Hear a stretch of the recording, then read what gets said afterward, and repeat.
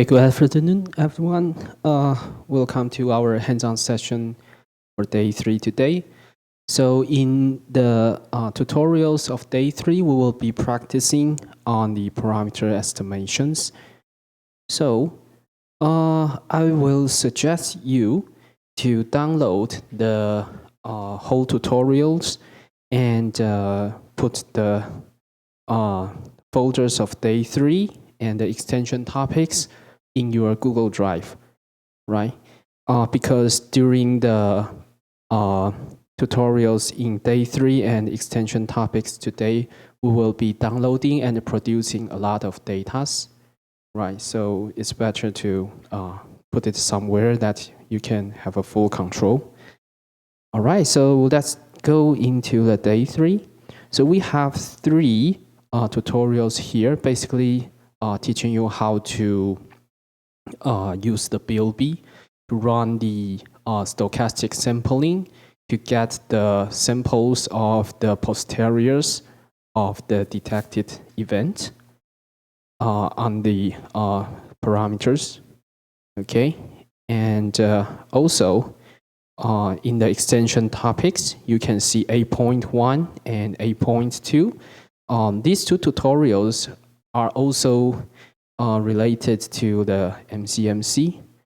But 8.1, actually this is a tutorial teaching you how to generate a running script on CIT, which is a large cluster in LVK collaborations, and you can do a formal full run of the parameter estimation. I won't suggest you to run that script on your computer because normally this kind of parameter estimation for 15 parameters will take days, even weeks. Yeah. And 8.2 is a population inference of GW population based on the result of the all detected events. Yeah. So you can look into these 2 advanced tutorials later on.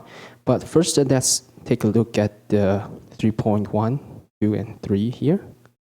Okay, so first be sure if you are running it in Colab, which we suggest you to do so, please uncomment the first cell here to install the necessary packages here. So BLB, let me enlarge this. BLB is the package taking care of setting up the prior, the power spectral density, and also the sampler in order to get the final posterior samples. Matplotlib, this helps you to draw nice diagrams out of your data. Dynasty is the sampler. So when we talk about stochastic sampling, basically we have Markov chain Monte Carlo methods, and actually in the analysis of GW, we use the nested sampling more often. All right. So Dynasty is a package designed to run nested sampling. Okay, so we will use this sampler to get our samples. And corner is the package help you to draw the corner plot. Okay.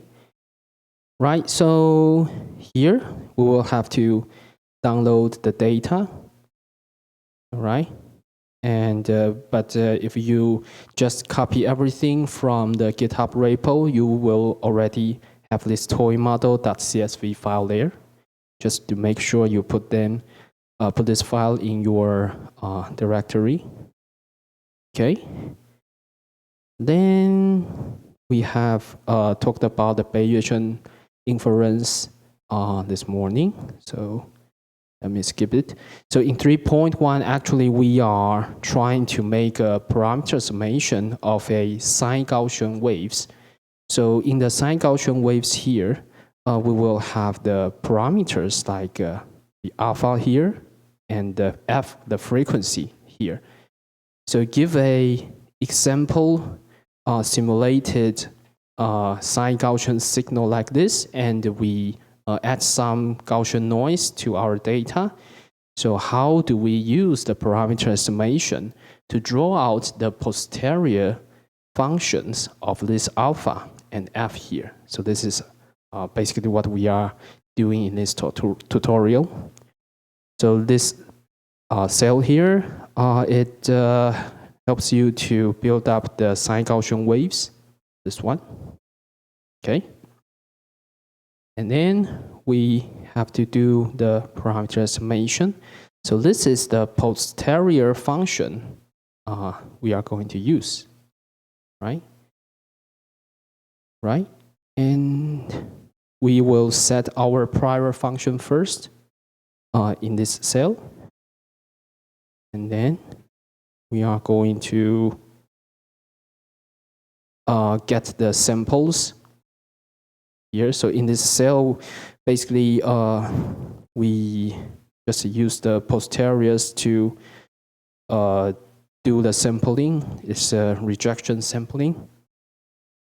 Okay, and finally, we will get the corner plot.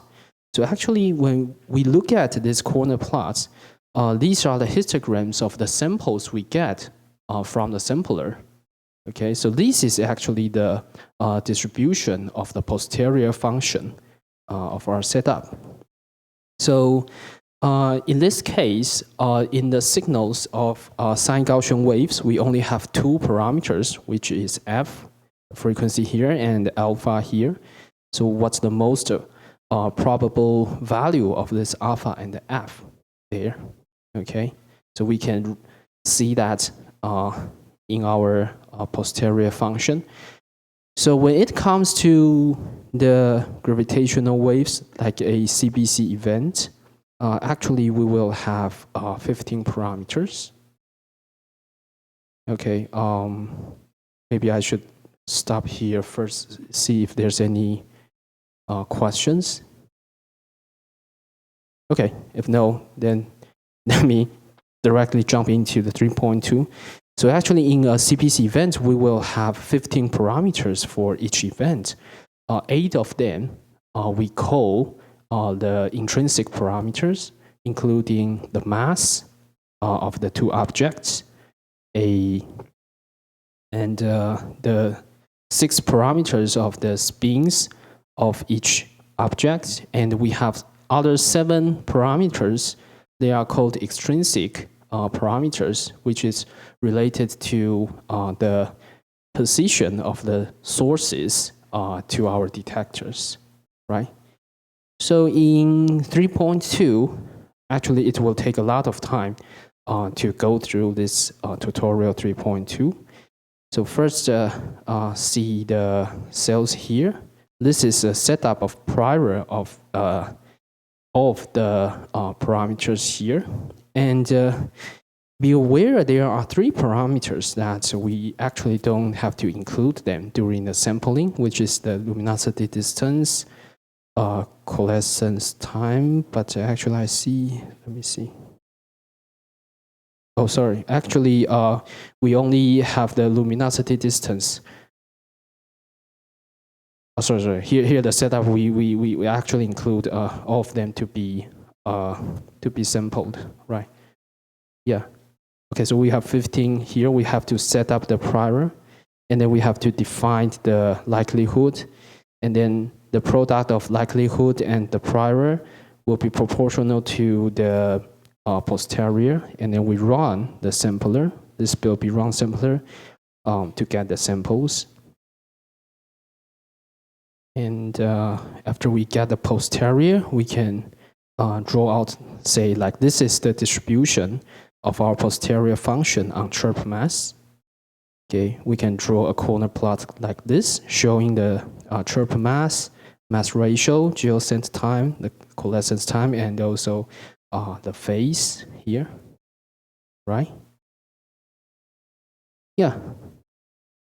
So basically that's it. And in 3.3, because it takes a lot of time to run a full parameter estimation, so actually 3.3 helps you to download a sample that is already been generated, and how to use the sample there to draw the corner plot of 15 parameters as shown in here. Okay, so this distribution of the posterior functions tell us how likely the value of one of the parameters will be based on our detection from the GW detectors. All right. Yeah, I think that's it. So please start to work on 3.1, 2, 3, and just takes your time, because I know it takes some time to understand what's the meaning of the posterior likelihood and the prior, and how these samplers are really doing. But yeah, just please follow the 3.1 first. If you get everything clear on 3.1, I think 3.2, 3.3 will be straightforward.